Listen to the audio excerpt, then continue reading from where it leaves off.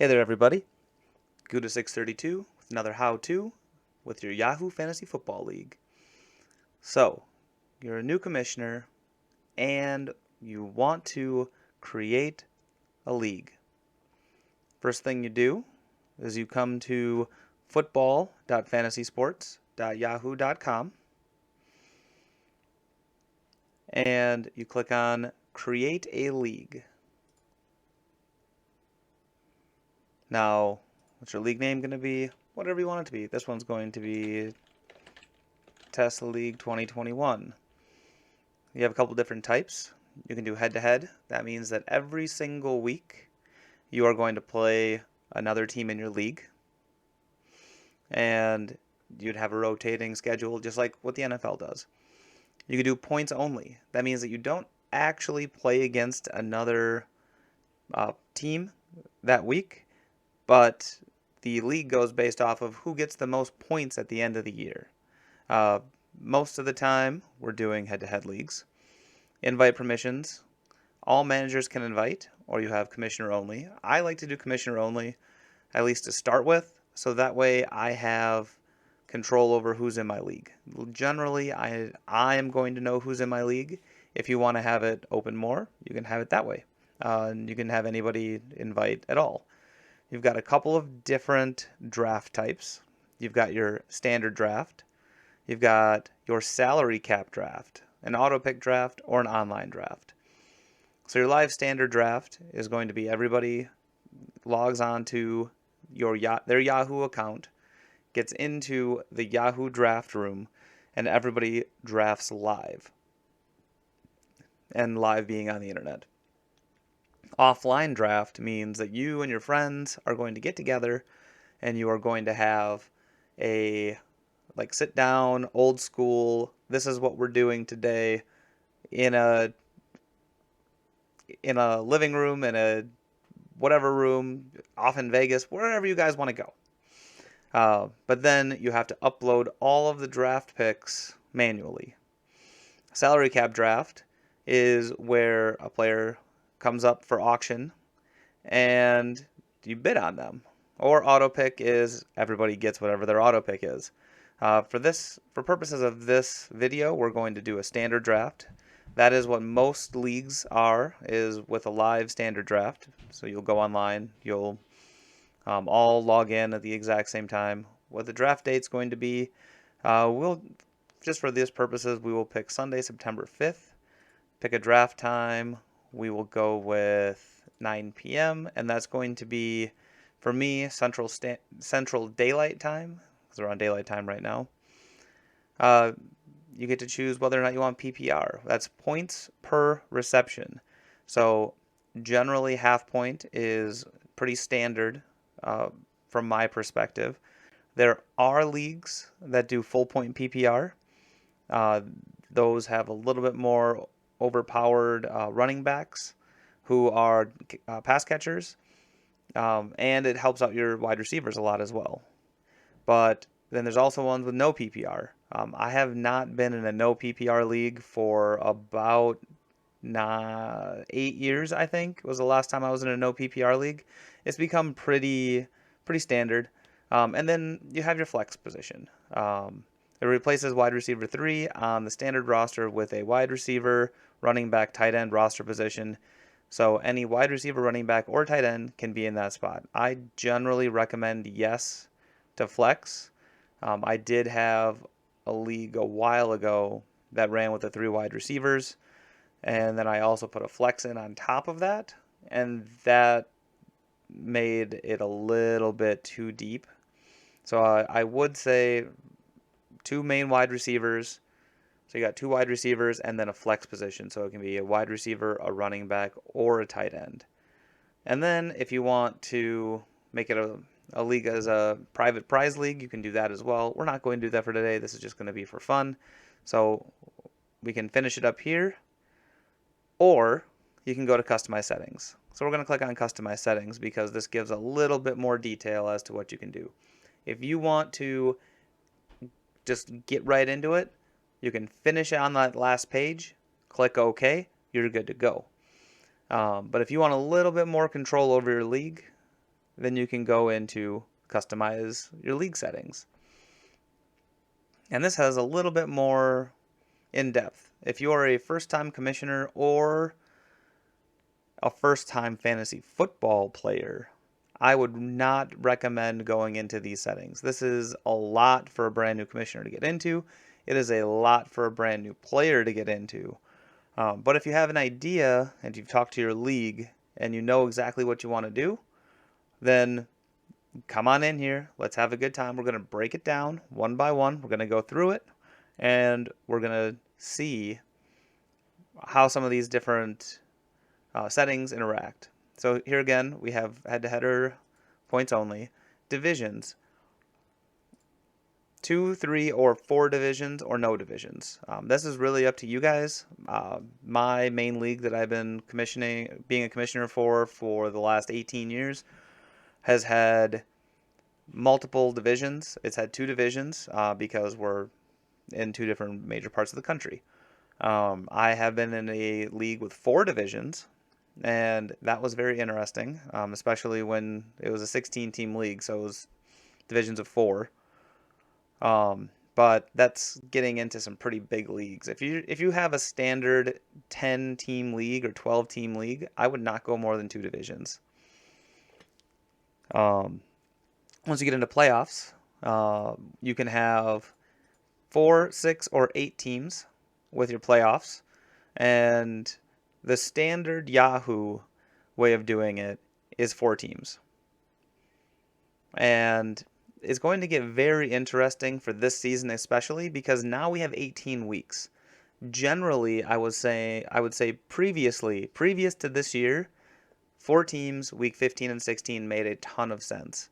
But now that we have week 17 and week 18, you don't want to do your last week in week 17 because people are going to be pissed and there's going to be a lot of issues. There are a lot of starters that end up sitting week 17, and I mean it can pressure on the coach to try and figure out what he's going to do with his roster.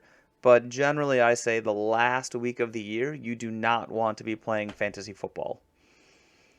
So previously, I would say week 15 and 16. This year, probably week 16 and 17 is the way to go. Definitely not 17 and 18. But week 17 is going to be a really, really big wild card, mostly because teams may already have their season wrapped up by week 17. So there are teams that may sit their starters week 17 and week 18. So this is something that as commissioners, we're going to have to guess. I don't like guessing, but I'm still going to say put it at week 16 and 17. I think that there's not going to be a ton of starters sitting week 17 this year. They'll all be sitting week 18. So either 15 and 16 or 16 and 17. 16 and 17 makes sense, but you could probably go either way. 15 and 16 is very, very safe. If you want 6 teams, like let's say you have a 12-team league, you don't want anybody out of the playoffs, what would happen, I'll backtrack a little bit, what happens with 4 teams, if you have a 12-team league, your top 4 are going to get into the main playoffs, your next 4 are going to get into the consolation, and your bottom 4 are not going to be playing the last couple of weeks of the season.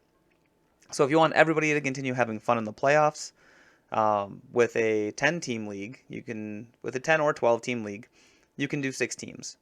The bottom 4 will make it into the playoffs in a 10-team league. The top half and the bottom half will make playoffs consolation. So in a 6-team playoff, your first and second seeds are going to get a bye week, which awards coaches who have had a very good season so far. And then it would also be teams 7 and 8 for the consolation. They would also get a bye week, week 14 or week 15. And if you want 6 teams to make the playoffs, I would probably either 14, 15, 16, 15, 16, 17. That all makes sense. And if you want 8 teams in your playoffs, if you want a big old, either everybody makes the playoffs or only a couple teams don't, then it's going to be your standard 1v8, 2v7, 3v6, and 4v5. And you can do that weeks 14, 15, and 16, or week 15, 16, and 17. All of that should be fine. Again, I would avoid having week 18 as your championship week at all costs. Do not have your championship on week 18. There will be a lot of pissed off people, and you might not have them come back to your league. So for this, we're going to do a 12-team league, and I'm going to choose weeks 15, 16, and 17 as the playoffs. Playoff tiebreaker, higher seed wins. That makes sense. Playoff reseeding. This is whether or not. So it's always the highest seed versus the lowest seed. That's what they do in the NFL. It's really up to you whether or not you want to do it that way. I like the standard bracket where if eight wins, then he's not going to play 2. He's not going to go 1 and then 2. He's going to face either the 4th or the 5th seed, because that's the way that the bracket works. So I tend not to do playoff reseeding, but that's really up to you and your league as to how you want to do it. Lock eliminated teams. Yes, absolutely lock your eliminated teams. I have been in a league where they did not lock the eliminated teams, and if you're not doing keepers, then people will drop every single one of their players and screw up the rest of the playoffs. So absolutely, if you have an eliminated team, you lock them. It's safer for everybody. League Pick'em, that's a really fun game.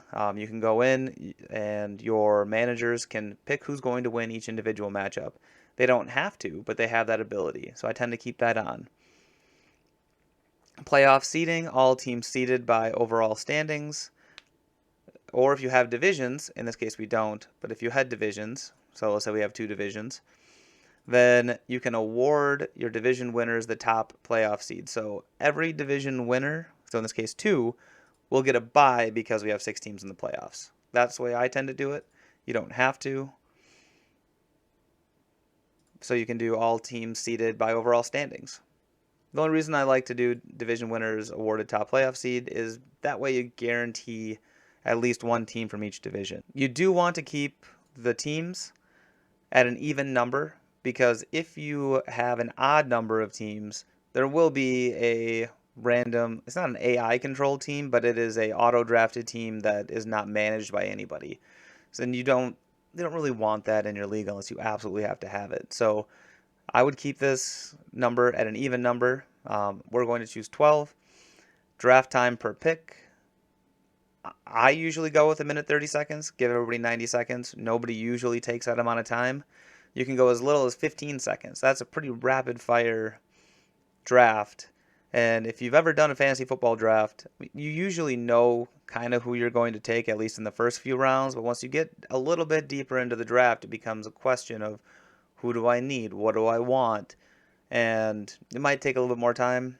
Anywhere between a minute and 1:30, I think, is more than enough time for your league to draft one player. So I usually give it the benefit of the doubt. I also like hanging out with the people that I'm drafting with, so about 1:30 is what I'll take. The can't cut list, that basically is keeping players on the team as the season goes along. Yahoo will every week come out with their can't cut list, and it's usually the top players at most of the positions. So I mean, you're not going to be dropping Aaron Jones, you're not going to be dropping, Aaron Rodgers or Josh Allen. Some of the really, really good players, Yahoo doesn't let you drop them because it would mess up the competitive balance. Maximum acquisitions per season. I tend to leave this at no maximum because waiver wire usage it's a skill. That's how championships can be won. But maximum acquisitions per week, I have a tendency to set it to 6 or some other sort of reasonable number. Mostly because people can add and drop as they want, but then that also resets waiver wire numbers for individual players. So I like to set a maximum acquisitions to a sort of reasonable number, so like 6. That's like half of your team.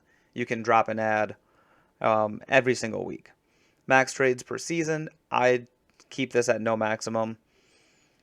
And trade date, usually I don't put a trade deadline on. People can put a trade deadline on, but that's really up to you and your individual preference. I like to do no trade deadline, or I like to do it as late as possible into the season, so December 4th.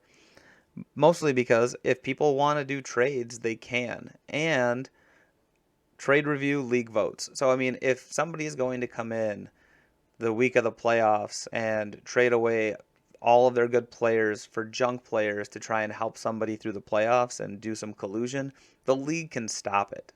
So at least you have league votes. You can be a totalitarian commissioner and say, I'm the only one who gets to approve trades, and I am the only one who can stop trades. But usually I do league votes. Let the league decide if something is allowable or not. Allow draft pick trades. I've never done it. I have never allowed draft pick trades. So what this says, if you click on the little information, increase the level of strategic competition in your league by allowing managers to trade draft picks for next year's draft. When this setting is enabled, managers can trade draft picks in any round for players and or other draft picks. Once a trade involving a draft pick is made, this setting cannot be disabled. Draft pick trading is not available for salary cap draft leagues.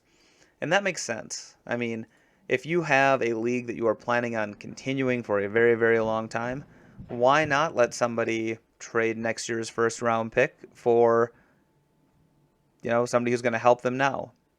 They're trading their draft. They're literally trading their future in fantasy sports for a chance at this league's championship. If you're playing for money, that totally can make sense. But if you're playing for fun, I don't know if it makes a lot of sense. I usually leave it at no.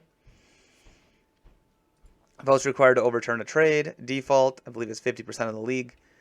But you can make it the whole league or just one person. If one person says, no, we're not doing this trade, well then, no, we're not doing the trade. But I usually leave it to default. Trade rejection time, 2 days. Waiver time, 2 days. This is something that you may want to look at. Mostly because now that the games are done on Monday and they start up again on Thursday, your waiver is Tuesday, Wednesday with games on Thursday. So 1-day waivers may make a lot of sense now with Thursday games. But the default is 2 days. I've left it at 2 days. There's just a lot of action that happens Wednesday, Thursday. Waiver type, continual rolling list. Reverse order of standings. The continual rolling list means that once you use a waiver pickup, you go to the bottom of the waiver wire standings. Some people do weekly rolling list based on standings. That means that the number one team in the league at the end of every single week will have the very last waiver pick. And the worst team in the league will always have the best waiver pick. So he will always get what he wants off of the waiver wire. Reverse order of standings. FAB with continual rolling list. FAB with reverse order of last week's standings. FAB with weekly rolling standings tiebreaker. So usually continual rolling list is the way that you default it. That means that after you use your waiver pick, you'll go to the bottom of the list. And then once somebody else uses their waiver pick, they'll go to the bottom of the list, and it continues like that all season long. If you're doing a continual rolling list, it really promotes people holding on to that number one waiver pick until they really need to use it. If you're looking at a weekly rolling list based on standings or reverse order of standings, you are really encouraging people to use their waiver wire picks every single week because they know that the next week it's probably going to change. So it's kind of however you want to do waiver wire for your league. That makes sense. I like the continual rolling list. I think it makes for a lot more strategy throughout the season. I know a lot of people like to do the weekly rolling list based on standings or the reverse order of standings, just so that way it keeps the waiver wire hot and ready and everybody's just going to grab waiver picks. weekly waiver pick. And here's the continual rolling list as waiver claims are processed in waiver priority, and each successful claim moves a manager to the end of the waiver priority list. Reverse order of standings is waiver claims are processed in reverse order of standings, and successful claims do not affect waiver priority. So that means, reverse order of standings doesn't change your waiver priority. It just means that your transactions are going to go first every single week. Or a weekly rolling list based on standings. Waiver claims are processed in reverse order of standings, and each successful claim moves a manager to the end of the waiver priority list, which that's the one that I've seen besides the continual rolling list, is that your waiver priority does change after your waiver priority does change after you use your waiver. Yeah, and free agent budgets. I have not played with free agent budgets yet. That's the FAB. Each manager receives a dollar amount to place blind offers on waiver players throughout the season. And that could implement a ton of strategy. I just have not played with it. So if you have any questions, or if you know how to do that, please feel free to comment on this video and let me know how free agent budgets have worked for you.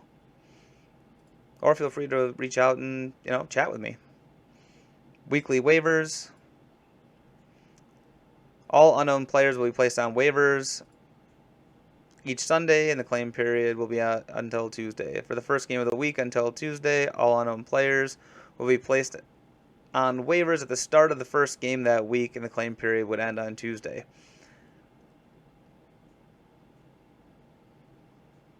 Game time. Game time is the one that I usually use. All unknown players will be placed on waivers at the scheduled start of their game time. So the reason why I choose game time is very specific. And first game of the week, nope, game time Tuesday. So the reason why I usually choose game time is because on Sundays, when you're watching your team, and if there's people who are questionable or a late injury, you might need to drop somebody and add somebody, even if it's at the afternoon or evening time slot. And if there's still players who haven't played, but they're on the waiver wire, now you're screwed. And it is, in some leagues, I have been screwed on the fact that people get placed on waivers at the beginning of the day and not at the beginning of their game. So they haven't played yet, but they're on waivers. So I specifically like game time, so that way if there's any late injuries, you don't get screwed. And it can really piss people off if you didn't know there was an injury because it wasn't listed. And I think we've all been there. If you've played fantasy football enough, somebody's a game time scratch. So game time Tuesday, it allows your managers to drop somebody and add somebody right up to the game time, and it makes sense. Other people, they do Sunday to Tuesday, first game of the week, or continuous. Like I said, personally, I like game time Tuesday, or game time through Tuesday, but as a commissioner, it's up to you. You've got to choose which way you want to go. Post-draft players follow the waiver rules, or they're instantly free agents. The waiver rules, at least, free agents make sense. Why put somebody on waivers before the season even starts? Once the draft is done, everybody's a free agent. Some people do the waiver rules, which means that there's a couple of days before anybody can pick up a free agent, or they lose their waiver priority. But free agents make sense. Just make it a free-for-all. Public access URLs, you can either enable or disable, so that way that the public can see your league. If you want to keep it private, you disable it. Invite permissions, commissioner only, make league publicly viewable. By default, Yahoo members can view pages in this league. If you choose to make the league publicly viewable, anyone with access to the league URL will be able to see the league content. Message boards will also be viewable. So make the league publicly viewable? No. Apply injured status for postponed games? Yes. What that means is if a game is postponed due to any reason, automatically assign injury status to players so they are IR eligible. It makes sense. Especially in COVID times, it makes sense to allow players to be on the IR when it's postponed. Because this year, especially 2021, we may end up with some games that are postponed due to COVID. Unfortunately, there are people in the league who are doing the anti-vax thing, and it's their right. But there might be games that are postponed, and that's something that we need to take into account. So we'll save here, and then we'll edit league details. We'll go over here, and that's the exact same thing that we just saw. So we're going to finish. And now we have one confirmed team, 4 are required to draft. You can copy this link right here, copy the link, and now you can send it off to your friends, family, whoever else you want. You can throw it up on Facebook because you can click the Facebook link right here. So copy and share, email your friends, invite friends from your other Yahoo leagues. And now your league is ready to go. At least now you have your league started. Your league has been created. If you want to get into other commissioner tools, there will be other videos, shorter videos that you can watch on scoring, as well as some other tips as a commissioner. But the commissioner tab is where, as a commissioner, you will handle all of your day-to-day transactions and how your league works.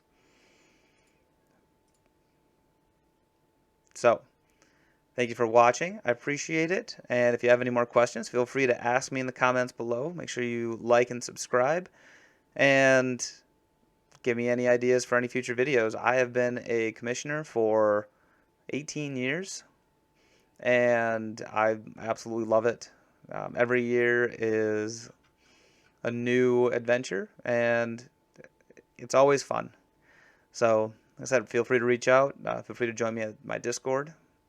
And happy season, everybody.